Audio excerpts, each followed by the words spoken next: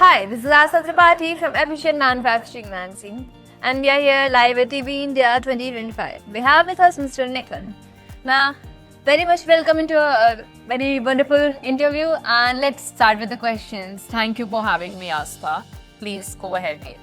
So, what are the different things you offer, and how are you different from your competitors in the same industry? Well, to start with, I would like to say that we are a power electronics company, a full-fledged power electronics company. We do chargers, we do solar inverters, everything in-house. So right from the power modules to controllers, sheet metal, laser cutting, everything is done in-house.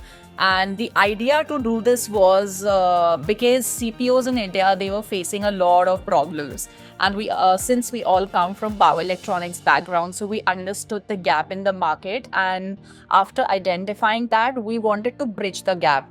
So of course, for gap bridge karne ke liye, we did not want to import the products from China, Taiwan, or any countries because हमें वो dependency खत्म कर दी थी. So we decided that let's develop and build everything in-house. So that was the idea. Also, the components that OEMs import from other countries, they are not ready to withstand the extreme climate conditions in India. And hence, we developed everything in-house, and we also work on the SiC MOSFET technology, which is the latest technology. And due to that technology, we are 3% high. We have a 3% higher efficiency. The derating starts, so where other chargers starts derating at 40 degrees, our chargers start derating at 55 degrees. And also 55 degrees is the ambient temperature. Operational temperature goes up to 75 degrees. And for that reason, we are now the primary suppliers to most of the CPOs in South India, जहाँ पे temperature peak summers में 45 degree या 50 degree cross होता है, वहाँ पे chargers की derating नहीं होती है.